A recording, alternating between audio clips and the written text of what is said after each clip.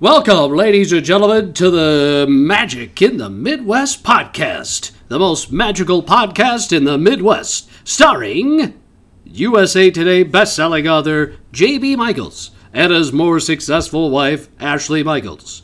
And off to J.B. Hey, thank you, announcer. Thank you very much. Ladies and gentlemen, boys and girls, this is the... what is this? This is the 43rd episode of the Magic in the Midwest podcast. I am J.B. Michaels, like the announcer said, USA Today best-selling author of many, many books. 14 to be exact. Something for everybody. Basically, I think of my books as cinema in written form. It's quite fun. They're quick reads. They're fun reads. Check them out. Cozy murder mysteries, supernatural thrillers, fantasy action adventures, all of the above.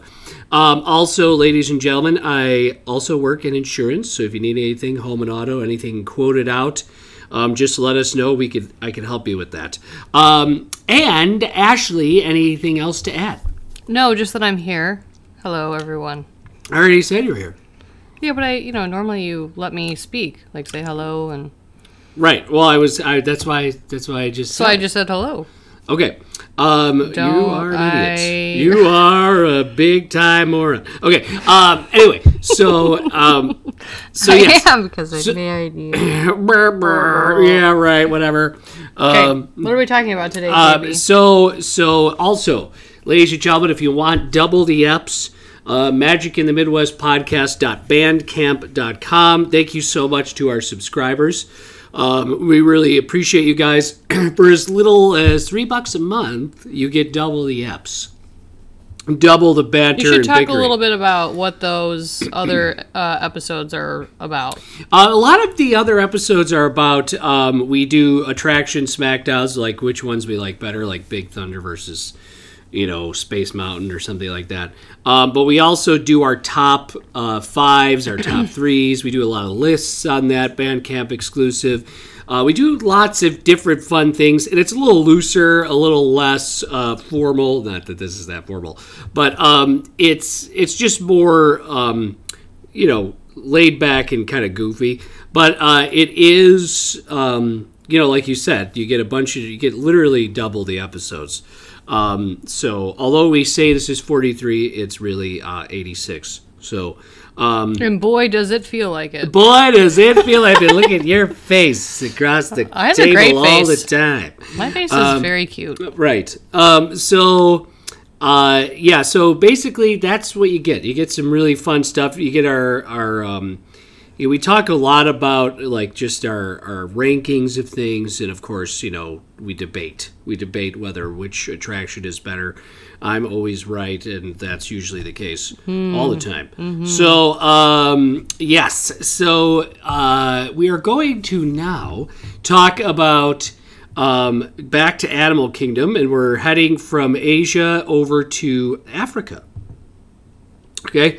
And Africa is one of the original areas of Animal Kingdom. Here in Africa used to be, arguably, still is maybe, the premier attraction of Disney's Animal Kingdom. It was, especially when it first opened in 1998. Some of the animal highlights you could find here in Africa, according to the Disney park map, are elephants. Okay. Ashton, elephants never what? Forget. They never forget. Maybe they forgive, though. Right. Let's see if I'm going to... and which animal is Mufasa and Simba? A lion. Yes, you can find lions here. Why would Okay. I'm not answering any more of those Also, questions. King Kong is a...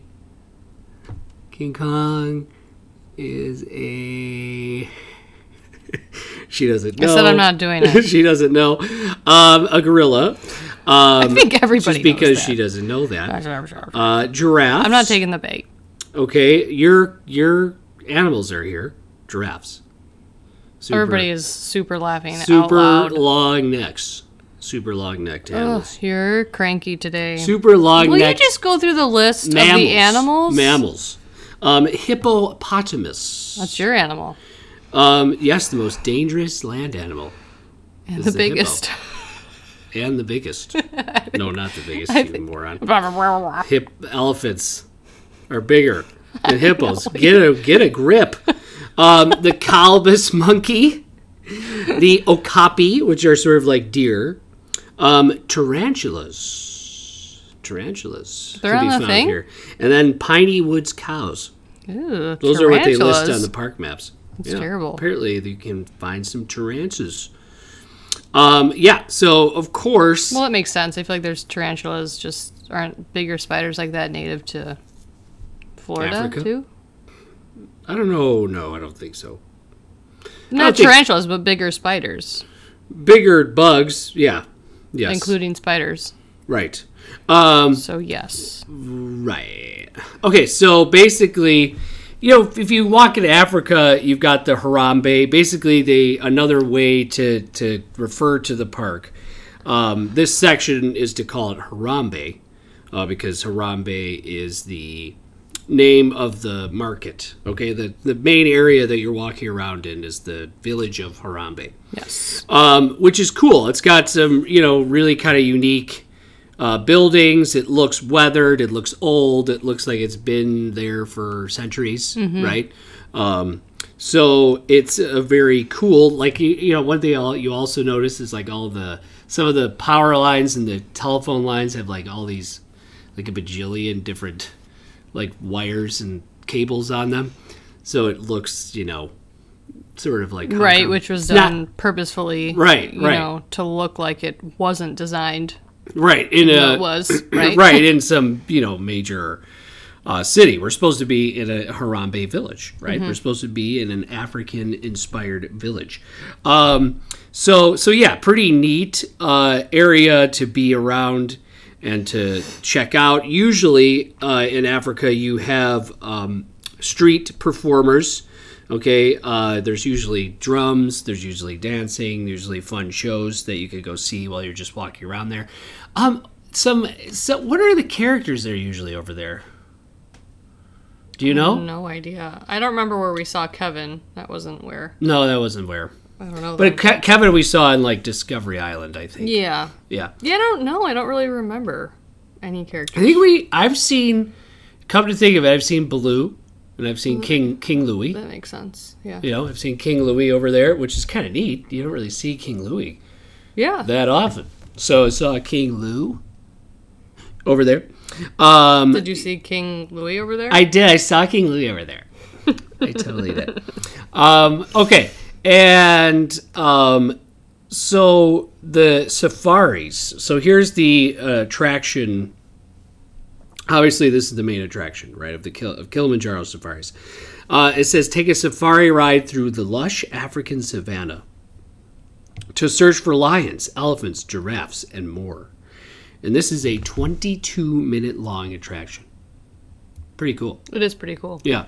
And before, when you would first go on this attraction, there was a story that you were part of. There were poachers that have come in and invaded the Kilimanjaro safari area.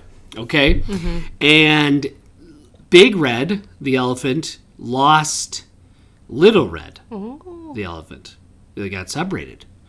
And you were in charge of tracking them down.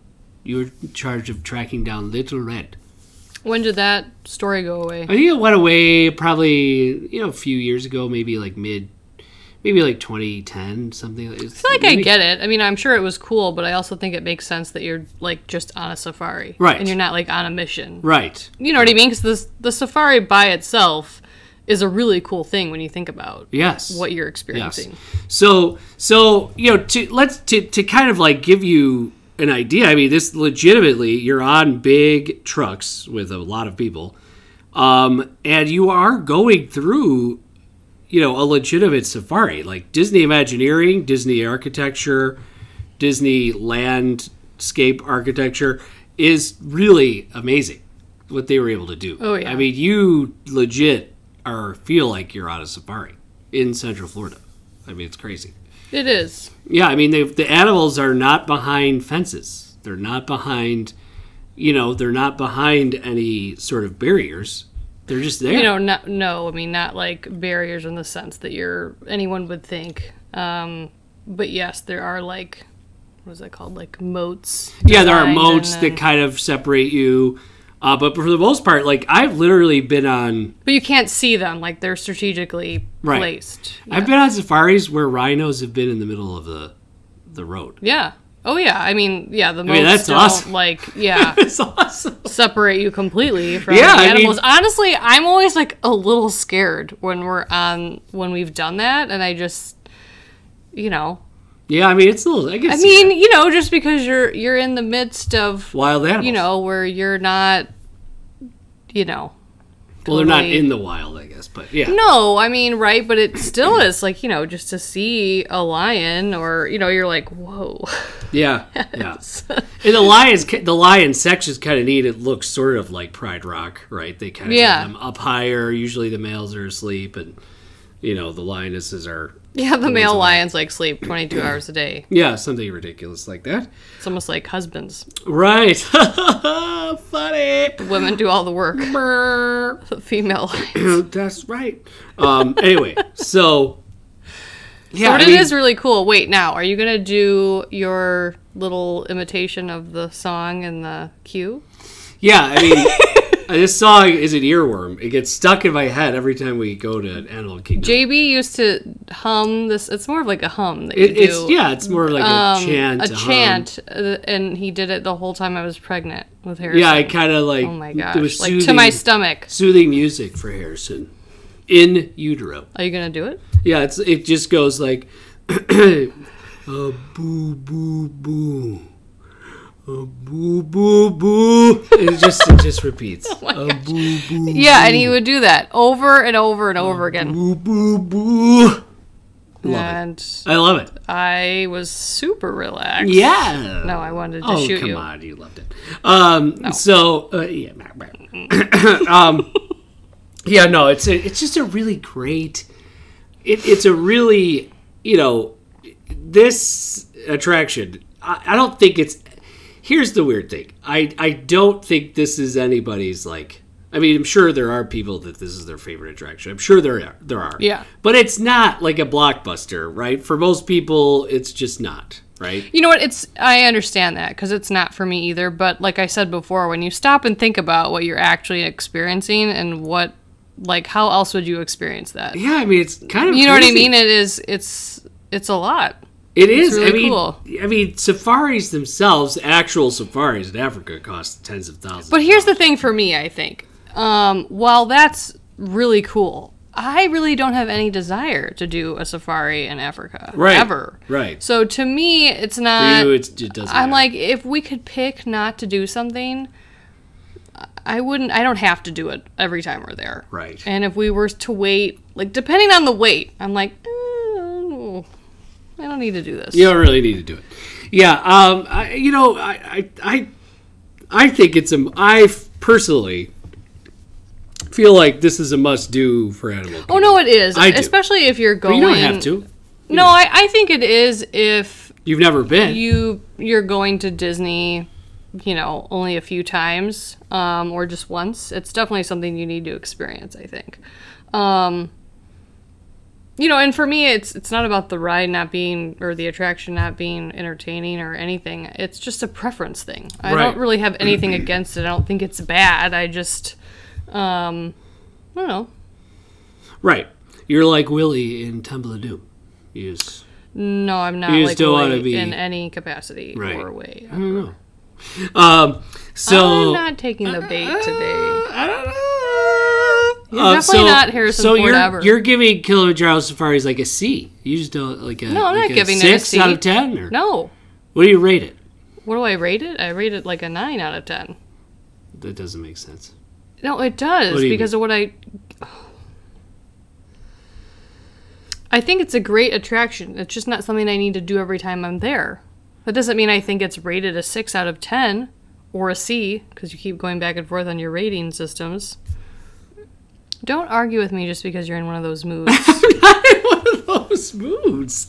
I can think an attraction is really great and not feel like I have to experience it every time. Because again, think about it. It's a 22-minute long experience. It's an investment. It's also usually a little bit of a longer line. I mean, the last few times we've been there and we've walked by, it's like an hour long, and I don't know, it's just not always super appealing. It depends on what mood I'm in. Okay. It's kind of cool when you get on those buses, too.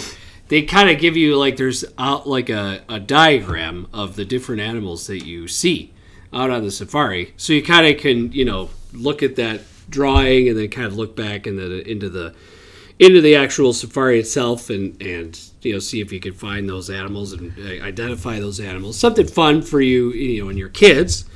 If you want to do that, that's kind of well, neat. And I know that it's recent that they have now offered this, because Animal Kingdom is now open in the evening, that you can do this attraction at night as well. And I know that there's probably less to see, but I also think it would be cool to experience once. Yeah, it would be kind of neat to. They have like a dusk version of the ride. Dusk, yes. Yeah, where I mean, things are still lit. I think if it's night, you might get attacked. If it's night, you can't see anything. You might be somebody's chubby snack. Right. Right. Yeah. So I mean, so you give it a 9 out of 10. Yeah, I mean, I would agree with that, right? It's not the most exciting, thrill. It's not a thrill ride. It's really more about the animals and getting close to them, taking some great pictures. I mean, it is a really neat experience. I think and that's exactly how it. It's a neat experience. It's exactly how it should be described, I think. And I think it just depends on. We know people that go and love it, right? And other people that. I think definitely if your kids are at a certain age, they kind of want to do more thrill rides or whatever, and they're like, I want to do that long, boring thing. The long, boring thing. Yeah. So, yeah. But I could see Harrison at this age really liking it, looking at all the different animals and pointing them out. I think he would think it was cool. I think so, too. I think I mean, it is a really, like I said, in the original, this was like the biggest story. When Animal Kingdom first opened and they Disney first did this, this was the main attraction, right? The fact that they were able to pull this off, and you're able to feel as though like there's really no barriers, and you know what I think too, and I could be wrong because I don't know if I'm remembering it right. The queue is mostly outside, right? Yeah, and I think that's part of it outside. Too. It's just hot. Right. You know what I mean? Depending on the time of year, but most of the time. It's just hot while you're waiting, and then hot on the ride. It is a long queue. So it's just hot. Yeah. A lot of queues you can, cool off or... Right. Whatever, but... Right. As people say, Animal Kingdom hot, right? It's Animal Kingdom hot. All right. So then we have so both give it 9 out of 10. It's a fantastic experience. I definitely would do it. I think one of the coolest parts is the elephants. I mean, they're set further back, and there are some there's invisible barriers, I guess you could say. Obviously, they're not going to let the elephants get super close. But I mean, it's a really cool experience. It's basically the Jungle Cruise on land with real animals. I mean, it's legit awesome in a lot of ways. So definitely check that out. And then, of course, some other attractions here in Africa are Gorilla Falls Exploration Trail. Again, we've talked about this. Animal Kingdom encourages you to explore and discover, right? And go on, hikes. So there's many different trails you could go on. Gorilla Falls, obviously, is where you see most of the gorillas, hippos, and, there's exotic birds. But really, it's about the gorillas. I would love to do this one day with Harrison. But it is, again, it's a long walk. I mean, you're already walking a lot in Animal Kingdom. Right. This is just a walking attraction. And then, of course, there's Rafiki's Planet Watch, which is board a rustic train to discover Disney's long-term commitment to animal care and conservation. Again, you have to get on a train, and then you kind of go to this other part. It kind of takes a long time. And I think they've added some new things to kind of get people to go over there. The animation experience where you can learn to draw one of Disney's most beloved characters. We're trying to get people to come there because I just don't think people Well, I mean, you think about it. How many days do people normally spend in Animal Kingdom? I would argue that most people spend one. And, you know, why would you go do that? Right. You know what I mean? You're going to just stay in the park. Yeah. You're not going to create, like, more. And the thing is with Animal Kingdom, more often than not, maybe all the time, it's always, like, a pretty decent distance from your hotel to the park. So I think, you know, the last thing on people's minds is, like, to go, like, travel again to get to something else. You know, they kind of just want to stay where they are. But it is super cool that that's offered. So if you're someone that goes, which, you know, more often, which you probably are if you listen to this podcast, something to consider. Yeah, yeah. Because I didn't even know that was something that they offered. Like, I had no idea. Right, right. Yeah, it is. It's one of those things where, you know, you're just not going to get a lot of people go there. There is a petting zoo area called the affection section. I wonder if they will eventually get rid of that. I mean, I wonder if people do it a decent amount. I think, no, I don't know. I think this is, or they close it down. They'll close the train part of it down because this is where they have, this is their vet facilities and stuff. So it is like a useful utilitarian section of the park. Of course, and then here also in Animal Kingdom, you have, when it's a normal time, you have Festival of the Lion King open. And Festival of Lion King was not supposed to be open this long. It was actually supposed to close down, I think, a few years ago, and it just keeps going. So Festival of Lion King is this awesome theater in the round. We've talked a little bit about it. Theater in the round version of, basically it's a shortened 15 to 20 minute version of Lion King with acrobatics and with big puppets and it's really kind of neat. Yeah. It's a fun show. I've never seen it, but I've heard only good things about it. Yeah, it's interactive. There's different sections. They get each section saying a different thing, and it's a very fun show. It's definitely worth it if you've never seen it and want to cool off. And it's not inside, but it's cool in where they have it. But yeah, it's great. I think I definitely highly recommend Festival of Lion King when it opens back up. I think it definitely will open back up eventually. So, all right. So that, pretty much covers Africa. Also, one thing to know, and we'll talk about this in subsequent podcasts, which, by the way, I forgot, we didn't really talk about studios area resorts, which we can go back and do. Yeah, we'll have to go back. But so really, the Animal Kingdom Lodge is really very close to Animal Kingdom, and you could actually see and have animal view rooms, sort of like an extension of the safari, but you're literally looking at animals from your hotel room, giraffes and you know what? We've never been to Animal Kingdom Lodge, but we really wanted to go. We actually tried to go on our last trip, and the buses at Disney Springs were just messed up, so we ended up going to Art of Animation. But it was really weird. Those guys were like, "What are you guys waiting for?" We're like, "We're trying to get to Animal Kingdom Lodge." They're like, "Oh."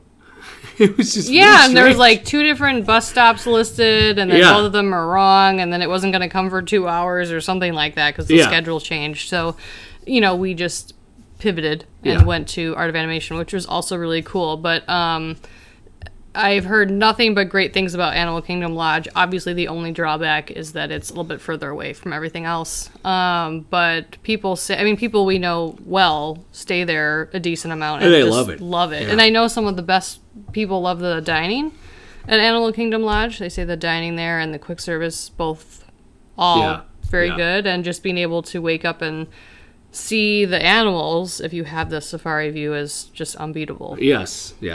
So some people like to be close to the action, like me and you, Magic Kingdom area. And some people love the chill vibes. I think I could do a split stay there. Yeah. I think it would be cool to try that.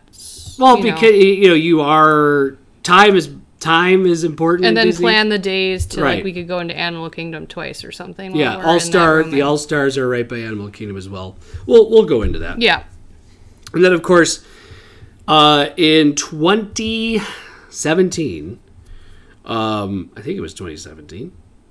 Yes. Pandora, the world of Avatar, was opened. Okay, now, give you a little background on this. So Disney was going to have a fictional part of Animal Kingdom. They had thought about but shut down something called the Beastly Kingdom, and there was supposed to be this amazing attraction with like a unicorn, these mythical creatures, like creatures of myth, right? Yeah. And they scrapped that. And then in about 2010, I think 2010, Bob Iger announced a partnership with Jim Cameron, the creator of Avatar. Mm-hmm. And maybe it was 2012. I think it was 2012. And they basically, and the producer of Avatar, they basically decided that they were going to build Pandora, okay, which is the world of Avatar. Literally, it's a moon where the movie Avatar takes place on. Avatar was the #1 movie of all time for a few years. Now, Avengers Endgame is the #1 movie. But, so people were sort of like lukewarm when they first heard, like, oh, Avatar. But you know what's funny is that even though it was the #1 movie for a while, didn't feel like it. Yeah. I mean, it's not like people walked around like huge Avatar fans. Like, you know what I mean? Like, you feel like that's true for Marvel or Star Wars or, whatever. Whereas, like, you know what I mean? I just feel like a lot of people went and saw it because it was such a big deal. It was. And, 3D was amazing. Right? Which, I mean, but awesome. It wasn't... That, when you talk about that, doesn't feel the same as talking about those other franchises. Yeah. So it was just, I think everyone was kind of like, oh, okay, well, whatever. Right. And you have to think of this also in terms of, kind of giving Animal Kingdom the love that it sort of needed. Like, Animal Kingdom, I think, really needed this. It did. Animal Kingdom forever was thought of as the half-day park that you could get most everything done in a half a day. You don't have to go back. And then when Avatar opened, the hours were extended and things. I mean, now it's, for the last few years, it was #2. It was Magic Kingdom and then Animal Kingdom in terms of attendance. So, Bob, they make this big announcement. Everybody's excited, right? Because we're thinking, okay, Jim Cameron is a great filmmaker. This does make sense. Like, it'll be amazing. Oh, yeah. And I'm not taking anything away from that, but I think, anyone listening knows that there's a difference between something like a Star Wars or franchise and then someone talking about Avatar. Yes. At the time. So, and believe me, this was Disney's, like, okay, Disney had New Fantasyland, and they opened New Fantasyland. Okay, and it helped bump things, right, for them and kind of take back some of the Harry Potter, like the Harry Potter hit that Disney took. Yeah. That Universal kind of really, really, really won a lot. Like, it kicked butt with the Harry Potter. Yeah. So then Diagon Alley was so Diagon Alley is open a little later after, Harry Potter's Forbidden Journey and Hogsmeade and all that. And this was Disney's sort of like first direct hit, right? Punchback, right? A big IP announcement, a big partnership with Jim Cameron. And it's funny because you could tell Joe Rohde was sort of like, what the hell is this? He's like Avatar. Even in the Imagineering story, he was kind of like, okay. Yeah, because he knew that this would take him years to do. It took like 6-7 years to build. Well, you totally worth it. And they did such an amazing job. Yes, and ladies and gentlemen, when you walk into Pandora, holy cow!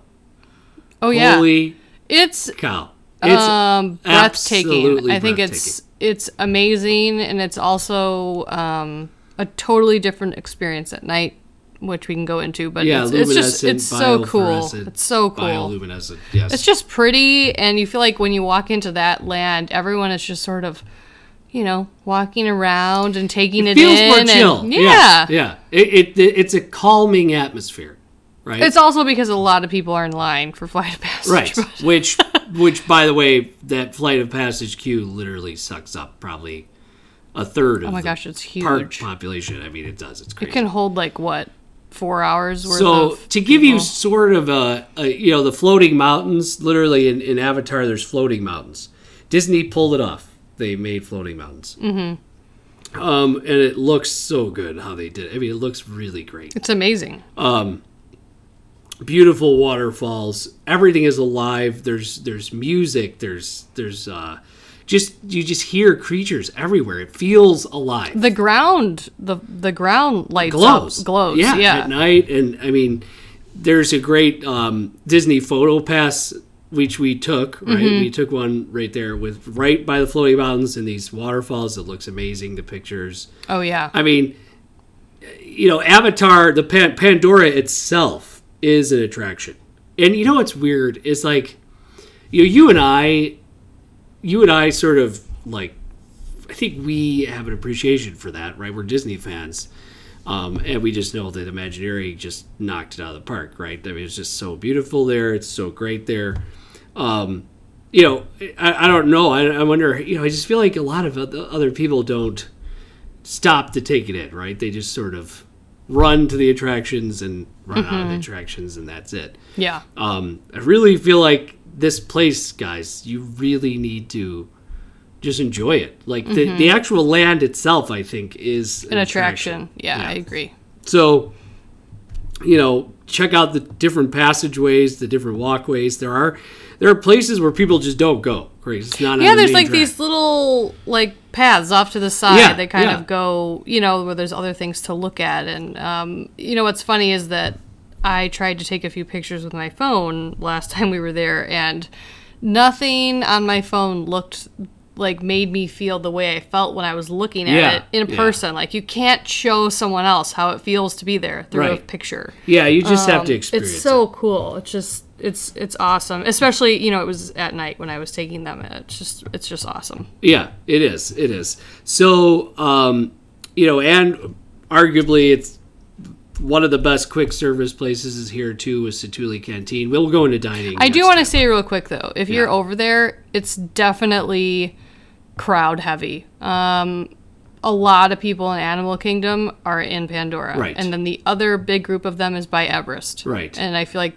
that's where you see Pandora is busy. There's a lot of people in there. All things considered, Pandora opened in 2017 and well into 2019, the Flight of Passage line was 3 to 4 hours consistently. Mm-hmm. Because, and we're going to get into that in a minute. So first attraction that they have is the Na'vi River Journey, which says, journey deep into a bioluminescent rainforest in search of the Na'vi shaman of songs. So it's just a boat ride, okay, at night in the bioluminescent forest. What do you think, Ash? I love it. I think it's really beautiful and just relaxing and calm, and there's so much to look at, and I really like it. Yeah, I know. I do too. I would wait for it. I would wait a decent amount of time. I mean, probably not over an hour crazy, but if it was 60 to 65 minutes, I would say let's wait. Right. So it's something you need to realize too. When you're waiting in line, you see a lot of the people that live. Oh my God, what are their names? The Na'vi. The Na'vi's traditions. Na'vi River Journey. Duh, I just said it. And here's the thing about Avatar. Avatar is dances with wolves in space on a different mood. It's literally the same story. I mean, it's very, very true, similar. But I feel like you could say that about a lot of stories. Right, well, yeah, but I mean, it's very similar, right? You have this native population being invaded by humans, right? And it's very similar. So, so what's cool is you get to experience the Na'vi culture, their their art, their dolls, their just the things that they do. And then of course you go into the forest, the Na'vi River Journey. It's all these blues and greens and and just like creatures like on leaves above your head, like jumping around, and you can see their shadows, and like the leaves are moving. And then you can see off into the distance, where these other like big cat type things are like running around. And then of course you get to the shaman of songs. I remember Harrison was singing the song on the ride, Avela,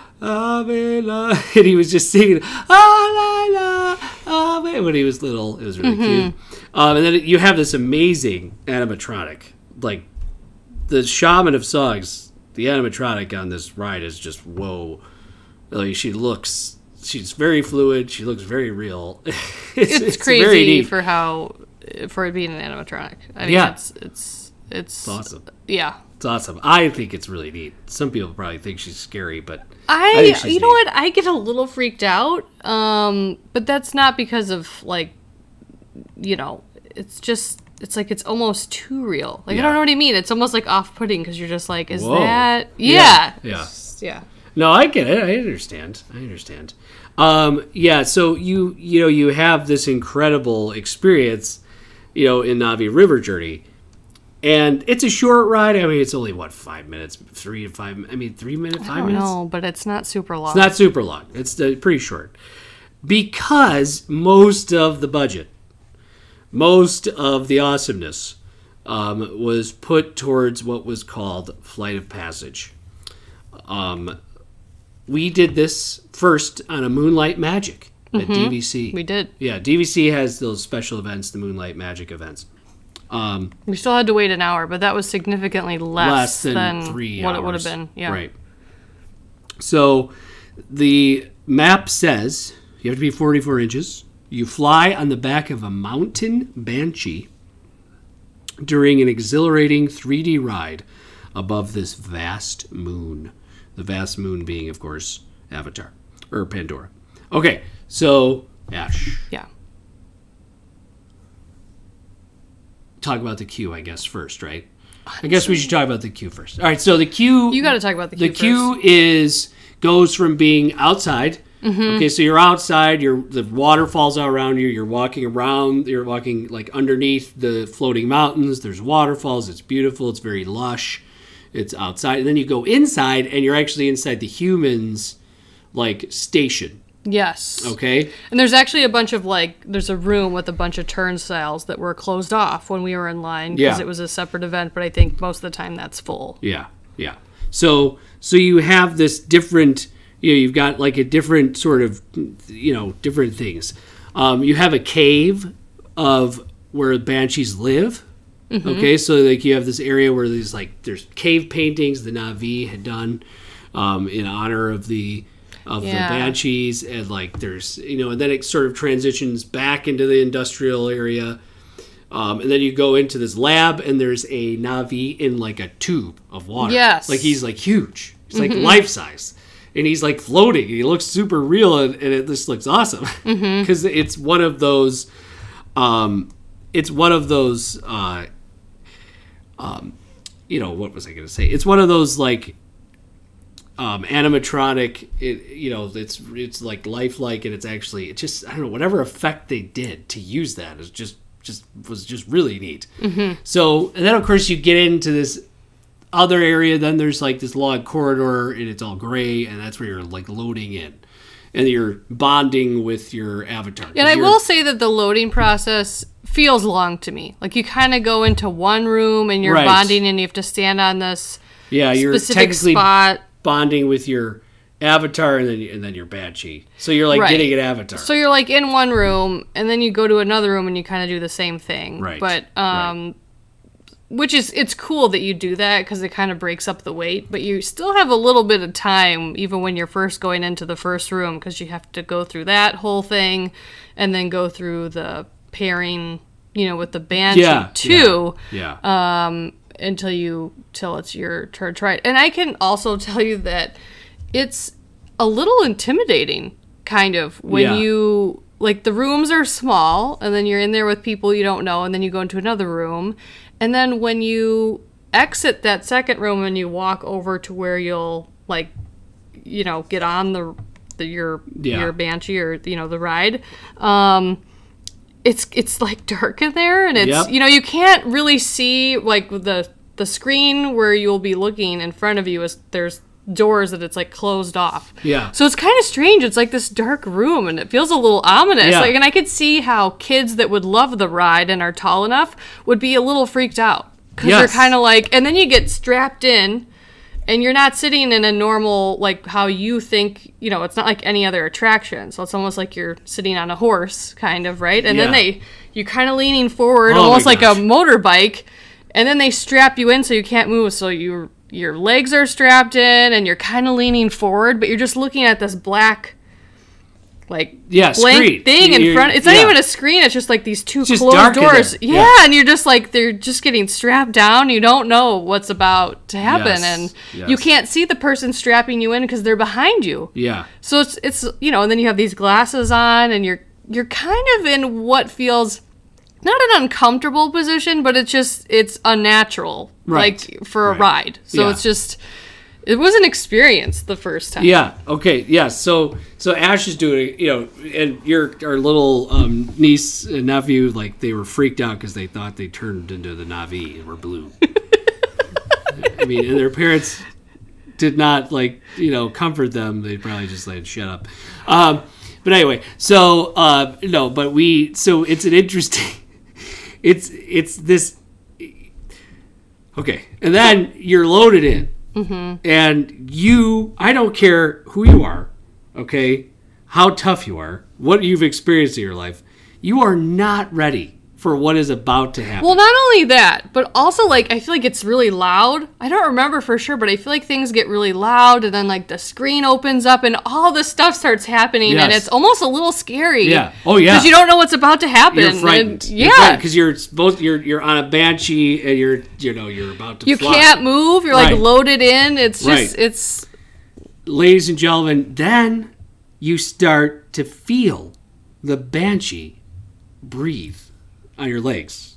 Okay? Yeah, like the rib cage is expanding. Like you feel like you are on a living, breathing organism, and you are about to. And I could totally see how you might not even pick up on that because you're just taking everything else in. Yes.